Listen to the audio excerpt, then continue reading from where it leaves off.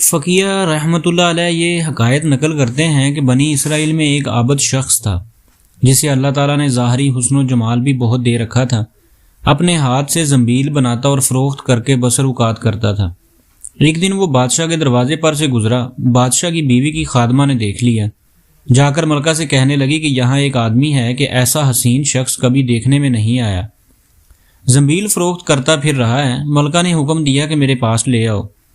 اسے لایا گیا تو بس دیکھتے ہی لٹو ہو گئی۔ کہنے لگی زنبیلیں پھینک دے اور یہ چادر سنبھال۔ باندی سے کہا کہ تیل اور خوشبو وغیرہ لا، ہم اس سے اپنی حاجت براری کریں گے۔ اور عابد سے کہنے لگی کہ اب تجھے زنبیلیں بیچنے کی ضرورت نہیں رہے گی۔ عابد بار بار انکار کرتا رہا۔ کہنے لگی کہ اگر تو یہ کام نہیں کرنا چاہتا تو اس کے بغیر یہاں سے باہر بھی نہیں جا سکتا، اور دروازے بند کرنے کا حکم دے دیا۔ عابد نے یہ حال دیکھا تو کہنے لگا کیا تمہارے محل کے اوپر کوئی ضرورت کی جگہ ہے؟ کہنے لگی ہاں۔ باندی کو حکم دیا کہ اس کے لیے پانی وغیرہ اوپر لے جا۔ یہ اوپر چھت کے ایک کونے کی طرف گیا، دیکھا کہ محل بہت اونچا ہے، کوئی ایسی چیز نہیں جس کے ساتھ لٹک کر نیچے اترا جائے۔ آخر اپنے نفس کو خطاب اور عتاب کرنے لگا کہ تو 70 برس سے اپنے رب کریم کی رضا کی طلب میں لگا ہوا ہے، رات دن اسی حرص میں گزرتے ہیں مجھ پر۔ آج ایک شام ایسی آئی ہے جو تیری اس تمام محنت کو ضائع کر دے گی۔ واللہ تجھ سے بڑھ کر کوئی خائن نہ ہوگا۔ اگر یہ شام تیرے اعمال کو فاسد کر گئی، آخر اللہ کو کیا منہ دکھائے گا؟ غرض اسی طرح اپنے آپ کو خطاب اور عتاب کرتا رہا۔ حضور صلی اللہ علیہ وآلہ وسلم فرماتے ہیں کہ اس کے بعد جب اس نے بلندی سے کود جانے کا تہیہ کر لیا تو اللہ تعالیٰ نے جبرائیل علیہ السلام کو ندا دی۔ انہوں نے لبیک کہہ کر جواب دیا۔ ارشاد ہوا، میرا بندہ میری معصیت اور ناراضگی سے بچنے کے لیے جان کی بازی لگا رہا ہے، جا اپنے پروں سے اس کو تھام لے اور اسے ذرا بھی تکلیف نہ ہو پائے۔ چنانچہ جبرائیل علیہ السلام نے اپنا پر پھیلایا، اسے پکڑ کر یوں زمین پر رکھ دیا جیسے ایک مہربان باپ اپنے بیٹے کو رکھتا ہے۔ فرمایا کہ عابد یہاں سے سیدھا گھر گیا، زنبیلیں وغیرہ وہی رہ گئی۔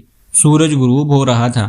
بیوی کہنے لگی زنبیلوں کی قیمت کہاں ہے؟ کہنے لگا آج تو ان کا کچھ نہیں ملا۔ کہنے لگی تو آج رات افطار کس چیز سے کریں گے؟ کہنے لگا آج کی رات یوں ہی ذرا صبر سے کاٹ لیں گے۔ پھر کہنے لگا اٹھ کر تنور میں آگ جلا دے، ہمسائے ہمارے تنور میں آگ نہیں دیکھیں گے تو نامعلوم کیا کچھ خیالات دڑائیں گے، خواہ مخواہ انہیں پریشان کرنا اچھا نہیں۔ بیوی نے اٹھ کر تنور میں آگ جلا دی، خود واپس آ کر بیٹھ گئی۔ ایک پڑوسن آگ لینے کو آئی، پوچھا آگ ہے؟ جواب ملا آگے بڑھ کر تنور سے لے لو۔ یہ عورت آگ لے کر واپس ہوئی تو گھر والی سے کہنے لگی کہ تو یہاں بیٹھی باتیں کر رہی ہے، ادھر تیری روٹیاں پک چکی ہیں بلکہ جلنے کو ہیں۔ عورت نے اٹھ کر دیکھا تو تنور بہترین روٹیوں سے بھرا ہوا تھا۔ عورت نے انہیں برتن میں رکھا اور خامد کے پاس لے آئی اور کہنے لگی کہ تیرے ساتھ اللہ تعالیٰ کا یہ معاملہ تیرے بلند درجات کی وجہ سے ہی ہو سکتا ہے، لہٰذا تو اللہ تعالیٰ سے دعا مانگ کہ ہماری باقی عمر خوشحالی اور فراخی میں گزرے۔ عابد کہنے لگا اسی حال پر صبر اچھا ہے، مگر عورت کا اصرار بڑھتا گیا، حتیٰ کہ عابد نے دعا کرنے کا وعدہ کر لیا۔ آدھی رات کو اٹھ کر نماز پڑھی اور اللہ تعالیٰ سے دعا مانگنے لگا کہ اے اللہ، میری بیوی کا اصرار اور تقاضا یہ ہے کہ اس کو باقی عمر میں خوشحالی اور فراخی عطا فرما۔ اتنے میں چھت پھٹ گئی، یاقوت اور موتیوں سے بری ہوئی تشتری نیچے آئی جس سے تمام گھر جگمگا اٹھا۔ عابد نے بیوی کا پاؤں دبایا جو قریب ہی سو رہی تھی اور کہا کہ اٹھ کر بیٹھ اور جو کچھ مانگتی تھی وہ سنبھال لے۔ عورت بیدار ہو کر کہنے لگی جلدی نہ کرو، اس مقصد کے لیے تو نے مجھے نہ ہی جگایا ہوتا، میں خواب دیکھ رہی تھی۔ سونے کی بہت سی کرسیاں بچھی ہوئی ہیں جو یاقوت اور زبرجد وغیرہ سے مرصع ہیں، مگر ان میں سوراخ ہیں۔ میں نے پوچھا یہ کرسیاں کس کی ہیں؟ جواب ملا یہ تیرے خامد کے بیٹھنے کے لیے ہیں۔ میں نے پوچھا یہ سوراخ کیا ہیں؟ جواب ملا یہ وہی نقص اور کمی ہے جو دنیا کی جلد بازی کی وجہ سے واقع ہوئی ہے۔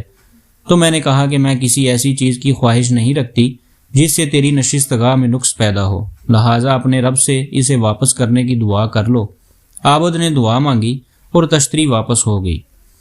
بے شک جو اللہ کے خوف سے اپنے آپ کو نفسانی خواہشات سے بچاتا ہے تو اللہ تعالیٰ یقیناً اس کی مدد فرماتے ہیں۔